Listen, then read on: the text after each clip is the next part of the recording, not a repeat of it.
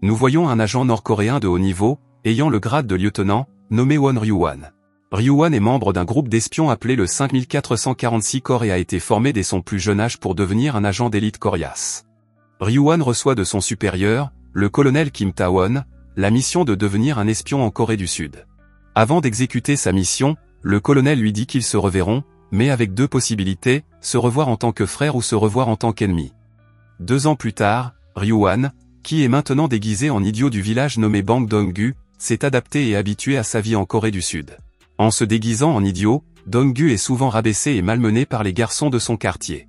Cependant, Dong-gu ne s'en préoccupe pas du tout, car il s'agit d'un déguisement. Pour survivre en Corée du Sud, Dong-gu travaille comme épicier chez une vieille dame nommée Madame Jeune. Non seulement il travaille, mais il vit également dans une petite chambre au-dessus de l'épicerie. Même si son salaire est modeste, Dong-gu est très heureux de travailler là, car il peut mettre un peu de ses revenus de côté pour épargner, ce qu'il prévoit de donner à sa mère lorsqu'il retournera en Corée du Nord. Pendant son séjour, Dong-gu rencontre de nombreuses personnes, dont Hyo-ran, une employée de bureau qui devient son amoureuse. Chaque fois que Dong-gu essaie de la saluer et de l'approcher, le jeune frère de Hyo-ran, Hyo-jun, le réprimande toujours. Pour parfaire son déguisement, Dong-gu fait toujours les choses au hasard et fait toujours semblant de dormir lorsqu'il garde le magasin.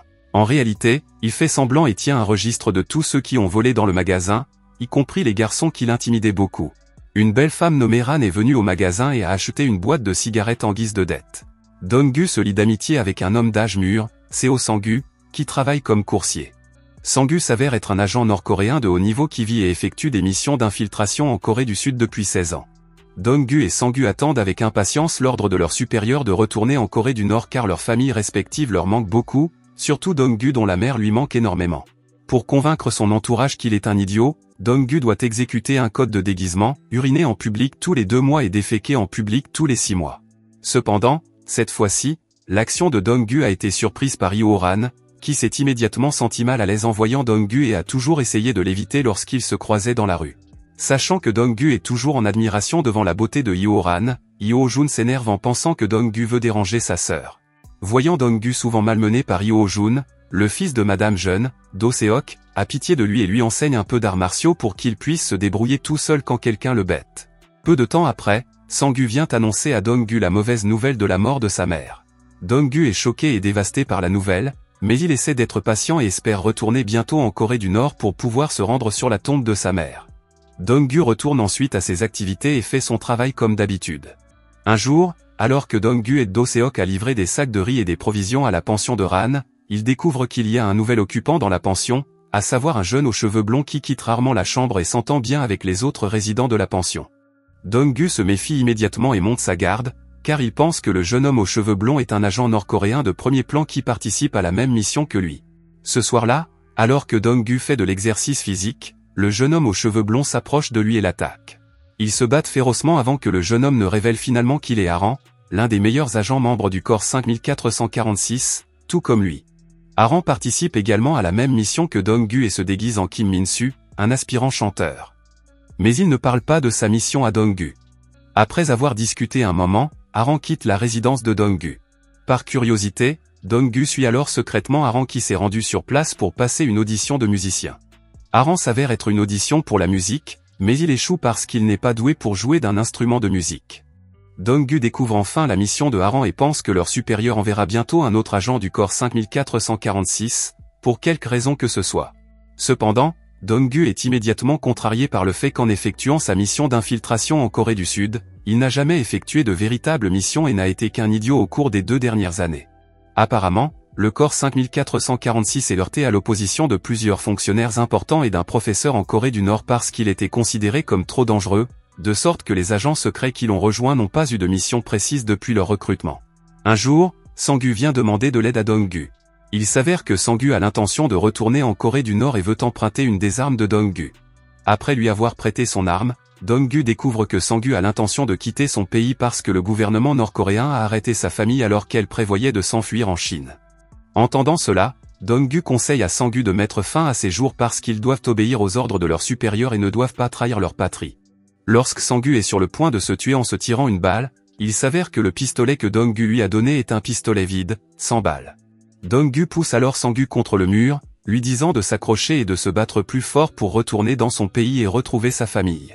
D'autre part, un agent masculin du 5446 corps est vu en mission pour tuer un important fonctionnaire sud-coréen. Après que l'agent ait réussi à mener à bien sa mission, les relations entre la Corée du Nord et la Corée du Sud se sont envenimées et des tensions sont apparues entre les deux pays. Cette nuit-là, alors que Dong-gu écrit une lettre, un jeune homme se présente soudain à son domicile et pointe une arme sur lui. Le jeune homme s'est avéré être un agent qui avait tué un important fonctionnaire sud-coréen cet après-midi. Il était venu voir Dong-gu à dessein pour lui rappeler sa mission et lui demander de ne pas oublier sa véritable identité. Après cela, l'agent s'est enfui. Mais comme le jeune homme courait très vite, Dong-gu a eu du mal à le rattraper et il a finalement réussi à s'échapper. Après avoir perdu la trace de l'agent, Dong-gu rencontre Ran, un homme ivre. En accompagnant Ran, il découvre que celle-ci a donné naissance à un enfant à l'âge de 18 ans. Cependant, parce qu'elle était encore trop jeune, ses parents ont envoyé l'enfant aux États-Unis pour qu'il soit adopté. Sur le chemin du retour, Dong-gu rencontre à nouveau l'agent Ha-jin, qui s'avère être son cadet au sein du corps 5446. Ha-jin révèle alors qu'il a reçu la même mission que Dong-gu et Aran et qu'il est venu voir Dong-gu parce qu'il lui manquait, lui, son aîné et son mentor, qu'il a aidé à atteindre le poste d'agent masculin le plus élevé et qui était très talentueux. Après lui avoir dit cela, Ha-jin part, laissant Dong-gu se demander pourquoi leur supérieur a envoyé deux agents en même temps. Quelque temps plus tard, Dong-gu rencontre Ha-jin déguisé en lycéen et se lie d'amitié avec Hyo-jun. Dong-gu découvre alors que Sang-gu a disparu et pense que Ha-jin l'a tué. Cependant, Ha-jin nie les accusations et dit à Dong-gu qu'il a été désigné pour remplacer Sang-gu mais qu'il n'a pas reçu l'ordre de le tuer. Lorsque Dong-gu et Ha-jin engagent la conversation, il voit Hyo-han se faire malmener par son patron qui la force à l'épouser. Dong-gu demande alors à Ha-jin d'aider Hyo-han. Mais Hyo-jun arrive soudain et aide sa sœur. Dong-gu ne laisse pas le patron de Hyo-han tranquille car l'homme a menacé de renvoyer Hyo-han. Dong-gu menace alors l'homme de faire quelque chose d'embarrassant en le filmant et lui dit qu'il partagera la vidéo s'il embête encore Hyo-han ou s'il a l'intention de la renvoyer. Le lendemain, Dong-gu voit Madame Jeune se disputer avec des voyous qui la forcent à vendre les boissons alcoolisées qu'ils lui fournissent. Cependant, Madame Jeune est réticente à vendre le produit, et un débat s'engage entre eux. Dong-gu aide alors Madame Jeune à faire semblant de tomber dans les escaliers et repousse les voyous, sauvant Madame Jeune des éclats de verre éparpillés avant de la blesser à la tête. Dong-gu est sur le point de les combattre, mais Madame Jeune le lui interdit. Cette nuit-là, Dong-gu et Ha-jin se rendent au quartier général des malfrats et ont l'intention de venger Madame Jeune. Mais il s'avère que Do-seok était déjà sur place et qu'il a été violemment battu par les voyous pour avoir essayé de défendre sa mère. Dong-gu demande alors à Ha-jin d'attaquer les voyous pendant qu'il aide Do-seok. Ha-jin peut facilement vaincre tous les voyous grâce à ses compétences d'agent de premier plan. Dong-gu emmène alors Do-seok et l'aide. Pendant ce temps, le fondateur du 5446 corps, Mouyuk, demande à Tawon de dissoudre les forces spéciales et ordonne à ses agents de retourner en Corée du Nord. Mouyuk prévoit d'exécuter les agents une fois qu'ils seront rentrés en Corée du Nord et qu'ils seront considérés comme des traîtres au pays. Cependant, Tawon suggère d'ordonner aux agents de mettre fin à leur jour afin que les soldats d'élite meurent honorablement et que l'on se souvienne d'eux comme des héros. Tawon insiste alors sur le fait qu'il exécutera personnellement les meilleurs agents qui désobéissent à l'ordre et veillera à ce que toute trace d'eux disparaisse. Après cela, Dong-gu, Aran et Ha-jin reçoivent simultanément l'ordre de se suicider de leur supérieur. Cependant, Dong-gu refuse d'obéir à l'ordre jusqu'à ce que le gouvernement nord-coréen garantisse la sécurité et le bien-être de sa famille. Sachant cela, Ha-jin considère Dong-gu comme un déserteur pour avoir désobéi aux ordres de son supérieur et pointe une arme sur lui, avec l'intention de le tuer. De son côté, Aran se range du côté de Dong-gu et attaque Ha-jin pour aider Dong-gu. Ha-jin se précipite pour s'enfuir, car il est submergé par Aran qui est son aîné. Mais Dong-gu poursuit Ha-jin et tente de lui expliquer ses intentions, non pas parce qu'il veut aller à l'encontre des ordres, mais parce qu'il veut rassurer sa famille. Ha-jin comprend enfin les intentions de Dong-gu qui vont à l'encontre des ordres de leur supérieur. Ailleurs, le chef de l'équipe du service national de renseignement, NIS, un certain Soyuk, trouve des dispositifs de repérage dans les corps d'agents nord-coréens qui se sont suicidés en Corée du Sud. Soyuk ordonne alors à ses troupes de retrouver les agents nord-coréens encore en vie, qui s'avèrent être seulement 3 personnes, à savoir Dong-gu, Aran et Ha-jin. Soyuk tente de sauver les 3 jeunes hommes afin qu'ils ne gâchent pas leur vie en se suicidant. Alors qu'il s'apprête à rentrer chez lui, Ha-jin est suivi par plusieurs membres des troupes d'élite sud-coréennes que Soyuk avait commandées. Bien qu'il soit seul face à eux, il parvient à les battre et à s'échapper rapidement. Peu de temps après, Soyuk parvient à localiser Dong-gu et lui demande de se rendre et de faire défection en Corée du Sud, tout en lui promettant qu'il bénéficiera de la protection totale de la Corée du Sud avant que leur colonel ne vienne les exécuter. Cependant, Dong-gu refuse l'offre de Soyuk. Soyuk finit par pointer une arme sur Dong-gu, le forçant à se rendre. Ajin arrive, avec l'intention d'aider Dong-gu. Sachant qu'il ne peut pas faire face à l'un des meilleurs agents de Corée du Nord, Soyuk choisit finalement de s'enfuir. Ajin se lance alors à sa poursuite. Mais il est finalement rattrapé par Soyuk et son équipe.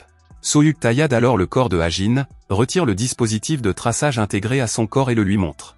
Soyuk lui dit alors que ce dispositif permettra au gouvernement nord-coréen de savoir où se trouvent les meilleurs agents et de savoir s'ils sont encore en vie ou morts. Après avoir appris cela, Ajin découvre enfin que le gouvernement nord-coréen l'a toujours surveillé. Ajin est alors emmené au siège du NIS pour y être interrogé. Le lendemain, Dong-gu se rend chez un coiffeur et change d'apparence. Il rencontre ensuite Madame Jeune et lui fait part de son désir de démissionner de son poste et de lui dire au revoir, sous prétexte qu'il veut retrouver sa famille au village. Madame Jeune a l'intention de donner toutes ses économies à Dong-gu par pitié. Mais Dong-gu refuse. Dong-gu fait ses adieux lorsqu'il rencontre Yoo-ran et dit que Yoo-jun la protégera toujours. Lorsqu'Yoo-jun arrive, Dong-gu lui suggère d'aller à l'école pour obtenir son diplôme et aller à l'université tout en s'occupant de sa sœur. Avant de partir, Dong-gu rencontre alors Ran et lui donne toutes ses économies pour qu'elle puisse retrouver son enfant aux États-Unis tout en lui fournissant l'adresse où vit son enfant aux États-Unis. Tout le monde semble surpris par le grand changement de Dong-gu, qui est passé d'un jeune homme idiot à une personne sage et très sérieuse. En tant qu'agent de haut niveau, Dong-gu est en fait très doué, il connaît de nombreuses langues étrangères et peut lire la personnalité des autres à travers leurs expressions faciales. Alors qu'il s'apprête à partir, Dong-gu est attaqué par les hommes de main de Soyuk. Mais il réussit à les paralyser. Dong-gu communique alors avec Soyuk et apprend l'existence du dispositif de repérage. Dong-gu demande alors à Soyuk de protéger Ajin et de le garder en vie. De son côté, Soyuk apprend que Tawon est arrivé en Corée du Sud et qu'il a l'intention d'exécuter Aran et Dong-gu. Il ordonne donc à ses troupes de se préparer et de protéger Aran et Dong-gu.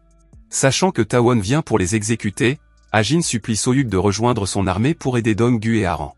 Dong-gu et Tawon se rencontrent finalement dans un bâtiment vide, où Tawon pense que Dong-gu a trahi en désobéissant à ses ordres. Cependant, Dong-gu insiste pour rester en vie avant de s'assurer que le gouvernement nord-coréen garantira la sécurité et le bien-être de sa famille, ce que Tawon refuse car Dong-gu n'a pas le droit de faire de marché. Dong-gu se bat ensuite avec l'un des hommes de main de Tawon, mais il le maîtrise facilement. Alors que Dong-gu est sur le point de tuer Tawon, celui-ci se relève et parvient à blesser Dong-gu. Ils se battent à nouveau jusqu'à ce que Dong-gu tombe de la fenêtre d'un immeuble situé à l'étage et rencontre deux garçons qui l'intimidaient beaucoup lorsqu'il faisait encore semblant d'être un idiot. Dong-gu se précipite pour sauver les deux garçons avec l'aide de Aran. Ensuite, Aran et lui se précipitent pour retrouver Sang-gu dans un bâtiment abandonné. Cependant, ils sont choqués de découvrir que Sang-gu est l'une des personnes qui s'opposent à la formation du corps 5446 et qui ont l'intention d'éliminer toutes les troupes d'élite nord-coréennes restantes. Dong-gu et Aran se lancent immédiatement dans un combat acharné contre Sang-gu et ses hommes de main. D'autre part, Tawon et ses hommes de main arrivent enfin et se précipitent pour achever Dong-gu et Aran, tandis que Soyuk et son équipe doivent affronter les hommes de main de Sang-gu et Tawon qui leur tirent dessus depuis l'intérieur du bâtiment. Ajin aide alors à vaincre l'un des snipers de Tawon et réussit à renverser les autres hommes de main afin que Soyuk et ses troupes puissent entrer en toute sécurité dans le bâtiment. Pendant ce temps, Aran tente de sauver Dong-gu blessé en grimpant au sommet du bâtiment, suivi par Tawon et ses hommes de main et Soyuk et son équipe. Tawon fait alors exploser une grenade pour gêner Soyuk et son équipe. Sur le toit, Aran et Dong-gu se battent à nouveau avec les hommes de main de Tawon. Après cela, Dong-gu et Tawon s'affrontent dans un duel féroce car ils sont tous deux les agents les plus puissants. Cependant, Dong-gu est finalement tombé et a dû admettre la grandeur de son supérieur. Au même moment, Soyuk et son équipe d'élite arrivent sur le toit, où l'un d'entre eux est Ajin déguisé. Ajin a ensuite changé de position et s'est rangé du côté de Tawon. Sachant que tous les meilleurs agents du 5446 corps sont au complet, Tawon sort alors une grenade, avec l'intention de se faire exploser avec eux pour qu'il meure avec honneur. Cependant, Aran repousse rapidement le corps de Tawon et tous deux tombent du toit de l'immeuble, avec la grenade qui explose. Dong-gu trouve accidentellement le livret que Madame Jeune a mis dans sa poche, se sentant immédiatement triste et pleurant de frustration en se rappelant toute la gentillesse de Madame Jeune et de Do-seok qui ont toujours pris soin de lui et l'ont traité comme un membre de la famille. Dong-gu crie en exprimant son désir de retourner à la résidence de Madame Jeune et de se regrouper avec eux. Mais Ajin, en colère, frappe Dong-gu et tente de lui faire comprendre leur véritable identité. Soyuk tente alors de convaincre Ajin et Dong-gu d'abandonner afin qu'ils puissent retourner à leur propre vie et vivre éternellement en Corée du Sud. Cependant, Ajin préfère la mort à la vie de transfuge, et Soyuk et ses troupes sont donc contraints de l'exécuter. Voyant cela, Dong-gu se lève et se précipite pour protéger Ajin en le serrant dans ses bras, ce qui les fait tomber tous les deux du toit, comme Aran et leur colonel. À la fin de sa vie, Dong-gu se souvient des moments qu'il a partagés avec Aran et Ajin lorsqu'ils étaient encore en mission d'infiltration à la résidence de Madame Jeune, et il ferme alors les yeux avec un sourire heureux. Merci d'avoir regardé. Si vous avez aimé la vidéo et que vous souhaitez aider la chaîne à grandir, laissez un like, un commentaire et abonnez-vous.